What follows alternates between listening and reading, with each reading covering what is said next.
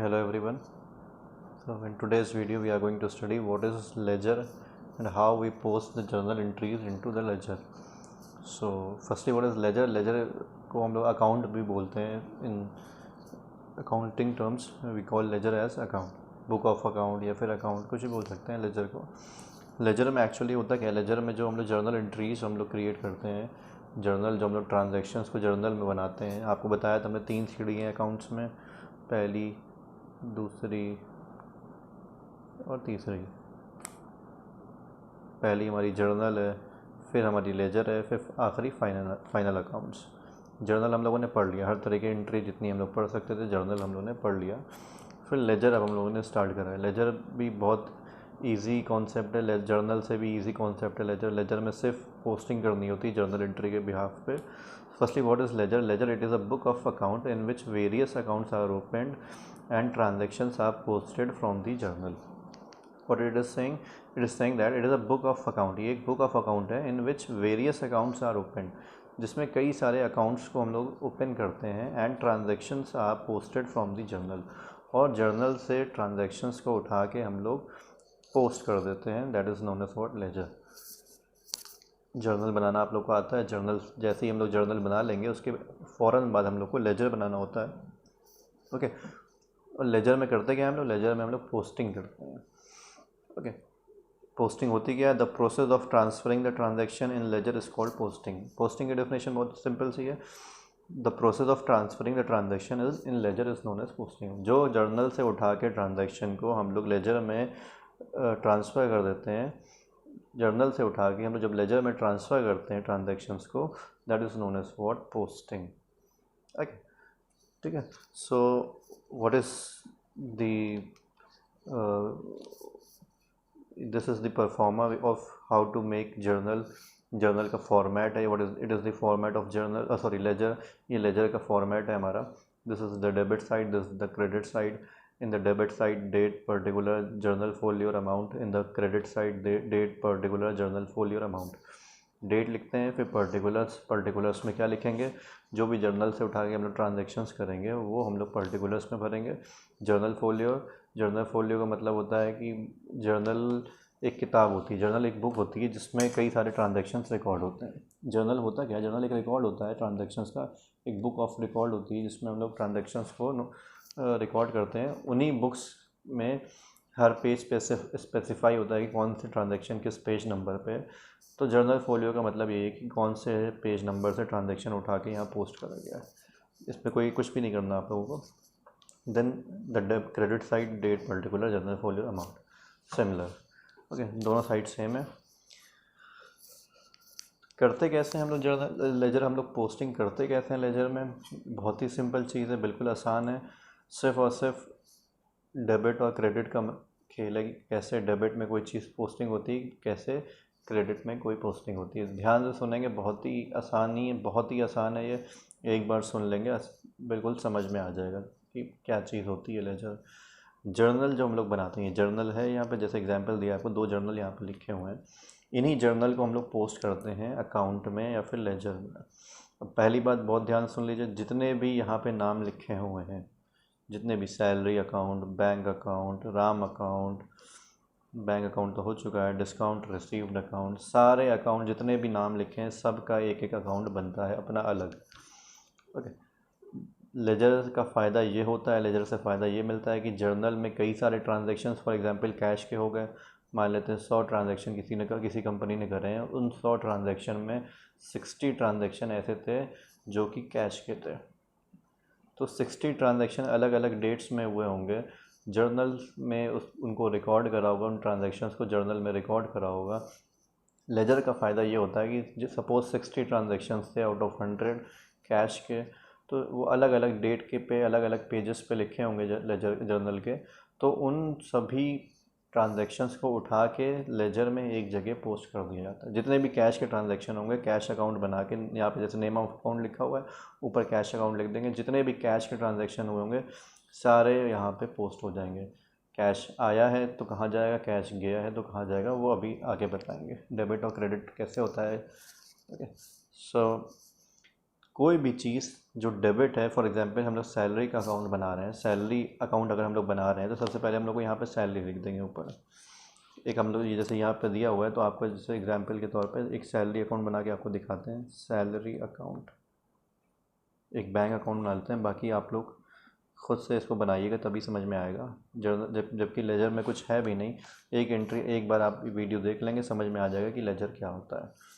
एक salary account बना दे रहे हैं कि सैलरी अकाउंट है यहाँ पे, फिर उसके बाद एक बैंक अकाउंट बना दे रहे हैं, 2 अकाउंट बना दे रहे हैं। बाकी तो बहुत सिंपल है, समझ लीजिएगा इसका रूल कैसे होता है। सैलरी अकाउंट हमने बना दिया, सबसे पहले तो हम लोग डेबिट क्रेडिट स्पेसिफाई कर देते हैं। ये डेबिट है, ये क्रेडिट है, this is debit and this is credit. Okay, so salary जब अकाउंट हम लोगों ने बनाया है तो बिल्कुल ध्यान से सुन लीजिए। सैलरी यहाँ पे क्या थी? डेबिट थी। सैलरी के अपोजिट में क्या लिखा है? Bank, to bank account. Salary के अपोजिट में बैंक लिखा हुआ है। बैंक क्या है? बैंक क्रेडिट है। सैलरी डेबिट है, बैंक क्रेडिट है। हम लोग बना रहे हैं सैलरी का अकाउंट। सैलरी का नाम मेंशन कर दिया हमने ऊपर। अब हम लोग को सैलरी अंदर कहीं नहीं लिखना, हम लोग को सैलरी के अपोजिट में जो लिखा हुआ है हम लोग को वो देखना है। सैलरी के अपोजिट में टू बैंक लिखा हुआ है। बैंक कहाँ लिखा हुआ है? डेबिट में कि क्रेडिट में? बैंक लिखा हुआ है। क्रेडिट में जर्नल एंट्री की बात हो रही है अभी। जर्नल में बैंक कहाँ लिखा हुआ है? डेबिट में कि क्रेडिट में? क्रेडिट में लिखा है, ऑब्वियस सी बात है। सो हम लोग अपोजिट, जब हम लोग किसी चीज़ का अकाउंट बनाते हैं तो उसकी अपोजिट वाली चीज़ को देखते हैं कि वो डेबिट में है कि क्रेडिट में है। सैलरी अकाउंट बना रहे हैं तो हम लोग बैंक को देखेंगे क्रेडिट में है कि डेबिट में है। बैंक क्रेडिट में है। जब हम लोग पोस्टिंग करते हैं इसकी लेजर में तो क्रेडिट वाली चीज़ डेबिट में आ जाती है, डेबिट वाली चीज़ क्रेडिट में चली जाती है। सिंपल सा रूल है, बिल्कुल सिंपल सा। लेजर में क्या होता है, जो जिस चीज़ का हम लोग अकाउंट बना रहे हैं, जैसे सैलरी अकाउंट बना रहे हैं तो सबसे पहले काम क्या करेंगे? सैलरी के अपोजिट में क्या लिखा हुआ है? सैलरी के अपोजिट में लिखा हुआ है बैंक। बैंक को देखेंगे क्रेडिट में है कि डेबिट में। Bank is in the credit side, so when we are going to post it in the ledger form then we will debit it. हम लोग इसको क्या करेंगे? डेबिट कर देंगे। तो डेबिट में हम लोग यहाँ पे लिख देंगे बैंक। पहले तो बैंक लिख देंगे, हाउ मच? 10,000। ओके, बैंक लिख दिया हमने यहाँ पे। अब एक चीज़ और बहुत ध्यान सुन लीजिए, इस साइड हम लोग 2 लिखते हैं, इस साइड बाई मेंशन करते हैं। कोई भी चीज़ अगर इधर पोस्ट होगी तो बाई, स्टार्टिंग में बाई लिखेंगे। इस साइड कोई चीज़ पोस्ट होगी तो स्टार्टिंग में हम लोग लिखेंगे 2। टू बैंक 10,000, सैलरी अकाउंट हमारा बन गया। अब इसमें पूरे कहीं पे जर्नल में कहीं और सैलरी दी नहीं हुई है तो इस अकाउंट को क्लोज़ कर देंगे। क्लोज़ करना कल सिखाएंगे कैसे अकाउंट क्लोज़ करा जाता है लेजर का, वो आपको कल बताया जाएगा। आज बस इतना समझ लीजिए कोई चीज़ कैसे पोस्ट होती है। जो चीज़ जिस चीज़ का अकाउंट बना रहे हैं उसके अपोजिट वाली चीज़ को देखेंगे। उसकी अपोजिट वाली चीज़ डेबिट में है कि क्रेडिट में है वो देखेंगे। क्रेडिट में है तो डेबिट में पोस्ट कर देंगे। डेबिट में है, सॉरी क्रेडिट में है तो डेबिट में पोस्ट कर देंगे। डेबिट में अगर होती तो क्रेडिट में पोस्ट कर देते। सिंपल सी रूल है, बिल्कुल सिंपल सा रूल। अब बैंक का देख लीजिए, क्योंकि ये हमारी हो गई कंपाउंड एंट्री, ये हमारी कंपाउंड एंट्री हो गई। ठीक है, अब कंपाउंड एंट्री को कैसे करते हैं ये भी देख लीजिएगा। सबसे पहले हम लोग अब दूसरा बना रहे हैं बैंक अकाउंट।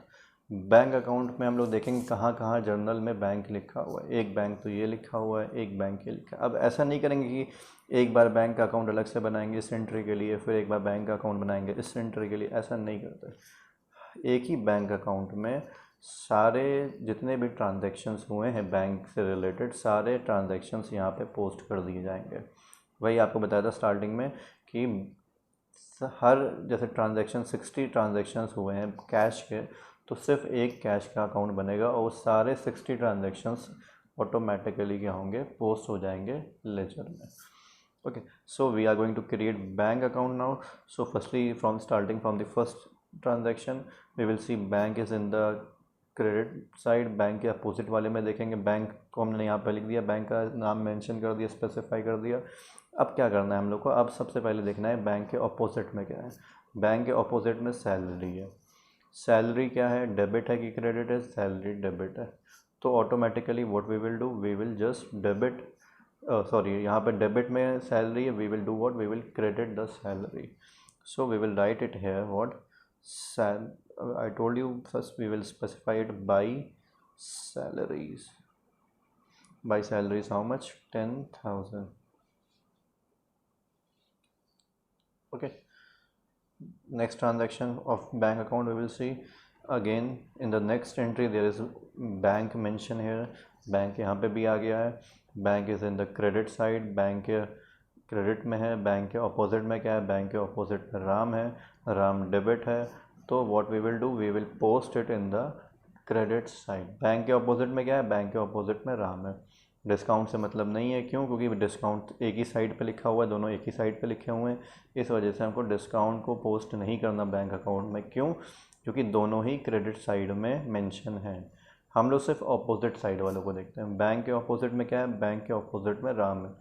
तो राम किस में है, राम डेबिट में है. तो जब ये पोस्ट होगा तो ये आ जाएगा क्रेडिट साइड में. तो बाई राम, हाउ मच. अब बहुत ध्यान सुनिएगा, राम से कितना पैसा मिला. बाई राम मतलब बाई राम, राम से कितना पैसा मिला.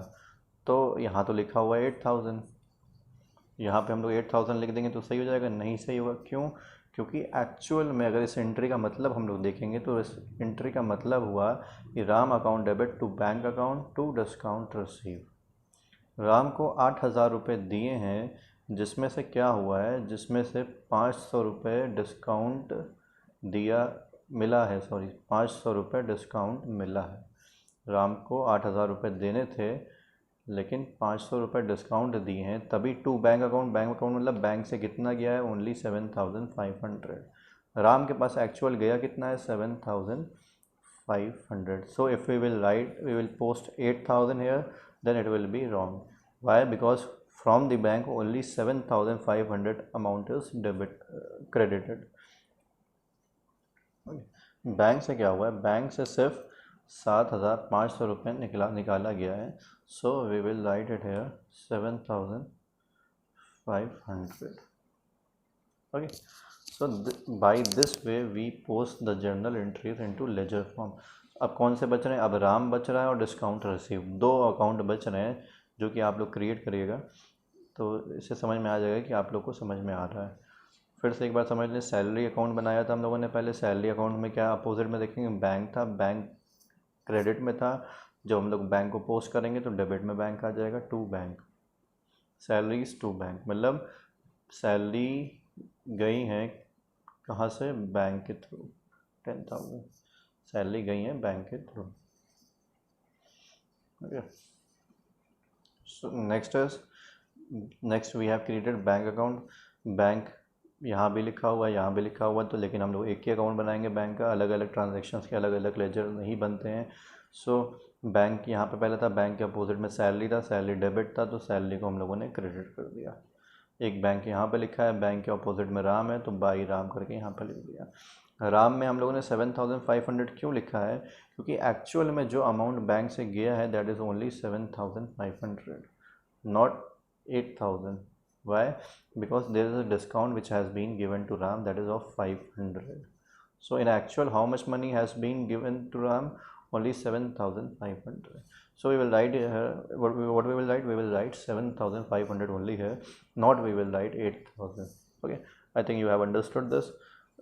So tomorrow in the next video, I will just tell you how to make a proper ledger from the question given as a journal, in a journal form, और वी कैन से दैट एक पूरा question given होगा, total complete question has been given. उसके बाद हम लोग उससे ledger कैसे पोस्ट करेंगे. This is the way how we will just post the journal entries into ledger form. So I hope you have understood this. There is nothing very typical or complicated. There is no complication in this. Okay, so just do the remaining entries, create the remaining account, that is RAM account and discount received account. Okay, thank you.